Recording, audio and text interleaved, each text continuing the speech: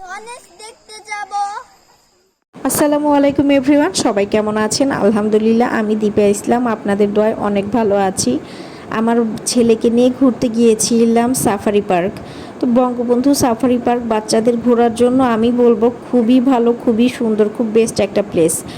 তো যারা আমরা ব্যস্ত মায়েরা, অনেক মায়েরা আছেন যারা জব করেন, তো সবাই ব্যস্ততার মাঝে দেখা যায় মা বাবা আমরা কেউই মানে বাচ্চাকে ওইভাবে সময় দিতে পারি না। তারপরও আমি বলবো যে আপনারা সবাই সময় বের করবেন, সময় বের করে বাচ্চাদেরকে অবশ্যই সময় দিবেন, এতে বাচ্চাদের মন ভালো থাকবে, ব্রেন ডেভেলপ হবে। আমি যখনই সময় পাই আমি আমার ছেলেকে নিয়ে ঘোরার ট্রাই করি।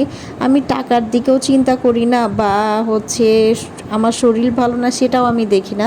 আমি সবসময় চিন্তা করি আমার ছেলেকে কিভাবে সময় দেওয়া যাবে। সব বাবা মাই চেষ্টা করবেন বাচ্চাকে একটু